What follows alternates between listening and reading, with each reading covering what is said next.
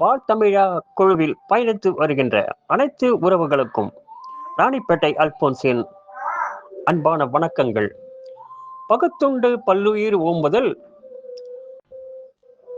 நூலோர் தொகுத்தவற்றுள் எல்லாம் தலை என்று குறள் 322 வள்ளுவ பெருந்தகை கூறியிருக்கிறார். ஒரு முறை நான் கடைக்கு சென்றிருந்தேன் துணி வாங்குவதற்கு. ரெடிமேட் ஷாப்பில் துணி வாங்க சென்றிருந்தேன். வழியிலே வெளியே நிறைய பேர் அமர்ந்து யாசகம் கேட்டுக்கொண்டிருந்தார்கள். அப்போது நான் அந்த யாசகம் கேட்பவர்களில் ஒரு இளம் பெண் கையிலே குழந்தை வைத்துக் கொண்டு நின்று கொண்டு யாசகம் கேட்டுக்கொண்டிருந்தது.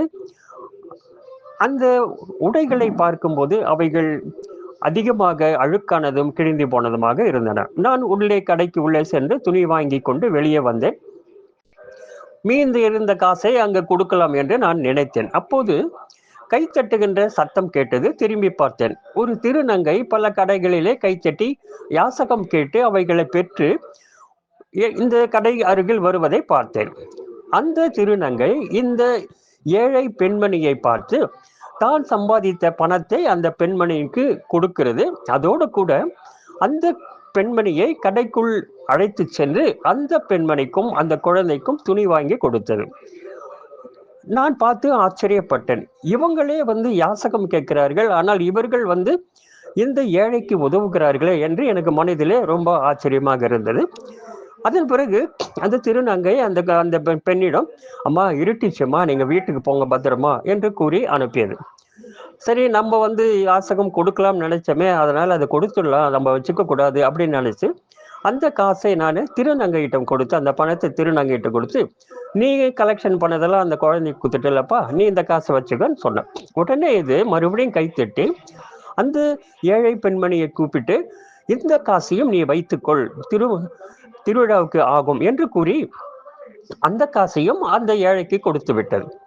அப்போதுதான் நான் கேட்டேன், என்னப்பா நீயே யாசகம் கேட்டு உன் காசெல்லாம் குடிச்சிட்ட, சரி உனக்கு காசு வேணுன்றதுனால தானே நான் கொடுத்தேன் அப்படின்னு போனது. அது என்ன சொன்னிச்சுன்னா, என்னை விட பரவாயில்லைங்க, நான் எப்படியாவது போயிடுச்சுக்குவேன், அவங்களுக்கு ரொம்ப கஷ்டம் பாருங்க, அதனால தான் இந்த காசையை நான் அவங்ககிட்டே கொடுத்துட்டேன் அப்படின்னு சொல்லுது. அதேதான் வள்ளுவர் கூறுகிறார், நம்மிடம் இருப்பதை பிறரோடு நாம் பகிர்ந்து வாழ்கின்ற போது நாம் வையத்துள் வாழ்வாங்கு வாழலாம். இந்த குறள் அதுதான். எனவே இந்த வாய்ப்பளித்த அனைத்து உறவுகளுக்கும் வா தமிழா தமிழ் பேசலாம் குழுவில் பயணித்துக் கொண்டிருக்கிற அனைவருக்கும் நன்றி கூறி விடைபெறுகிறேன். அல்போன்ஸ். பெருமதிப்பிற்கும் மரியாதைக்கும் உரிய அன்பு சகோதரர் அல்போன்ஸ் அவர்களுக்கு மனமார்ந்த வணக்கங்களும் வாழ்த்துக்களும். முதலாவதாக வா தமிழா தமிழ் பேசலாம் தளத்தில் தாங்கள் குரலில் கதை நிகழ்ச்சியில் பங்கேற்றமைக்காக பாராட்டுக்கள் ஐயா. சிறப்பு சிறப்பு, அருமையான ஒரு நிகழ்ச்சியினை கூறி நிகழ வைத்திருக்கிறீர்கள் என்றுதான் சொல்ல வேண்டும். அற்புதம் அற்புதம். ஒரு துணிக்கடைக்கு தாங்கள் சென்றதையும் அங்கு கண்ட காட்சியையும் மிக அழகாக ஒரு குரலோடு பொருத்தி அதனை அற்புதமாக கூறியுள்ளமை முதலில் போற்றுதலுக்குரிய ஒரு விடயமே. அற்புதம் அற்புதம். தானே யாசகம் பெறக்கூடிய நிலையில் இருக்கக்கூடிய ஒரு திருநங்கை யாசகம் பெறக்கூடிய இன்னொருவருக்கு உதவி செய்வது என்னவென்று சொல்வது, அதாவது இருந்து கூட மற்றவர்களுக்கு உதவ வேண்டிய உதவக்கூடிய நற்பண்பு கொண்டவர்கள் இங்கு இருக்கத்தான் செய்கிறார்கள். நல்லார் ஒருவர் உளறில் அவர் பொருட்டு எல்லோருக்கும் பெய்யும் மழை என்பார்களே, அதற்கு இலக்கணமாக வாழ்ந்திருக்கிறார் அந்த திருநங்கை என்றுதான் சொல்ல வேண்டும். அற்புதம் அற்புதம். அந்த உதவக்கூடிய மனம் என்று ஒன்று இருந்து விட்டால் அதற்கு எந்த இடம் எவ்வளவு பணம் என்றெல்லாம் தெரியாது. அந்த மனம் ஒன்றே போதும். அப்படிப்பட்ட அந்த வழிமுறைகளை கையாண்டு திருநங்கை உதவி செய்தமை போற்றுதலுக்கு உரியது. தனக்கு கிடைத்ததை தானே வைத்துக்கொண்டு இன்னும் இன்னும் என்று இருக்கை எந்தக்கூடிய மக்களுக்கு மத்தியில் இந்த திருநங்கையினுடைய செயல் மிகவும் போற்றுதலுக்குரிய ஒன்றாகவே இருக்கிறது.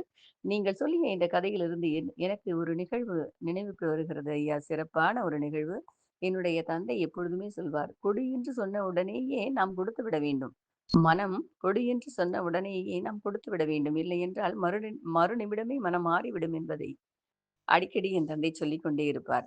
யாருக்கு இயலாமல் இருக்கிறார்களோ அவர்களுக்கு நாம் உதவி செய்ய வேண்டும். பாத்திரம் அறிந்து பிச்சையிடு என்பதற்கு பா திறம் என்பது பாவினுடைய திறம் என்பதை சொன்னாலும் கூட, இந்த இடத்தில் பாத்திரம் என்பதை நாம் எடுத்துக்கொள்ளலாம் தானே! அவ்வளவு அற்புதமான ஒரு நிகழ்ச்சியை தாங்கள் சொல்லி, அதற்கு "பகுத்துண்டு பல்லுயிர் ஓம்புதல் நூலோர் தொகுத்தவற்றுள் எல்லாம் தலை" என்ற திருக்குறளை தாங்கள் கூறியுள்ளமை சிறப்பிலும் சிறப்பு ஐயா! சிறப்பு. வாழ்த்துக்கள், வாழ்த்துக்கள். உங்களுடைய இந்த தமிழ் பணி இறைவனுடைய அருளால் தொடர வேண்டும் என்று வாழ்த்தி விடைபெறுவது பே. லட்சுமி, மதுரவாயல், சென்னையிலிருந்து. வாழ்த்துக்கள் ஐயா!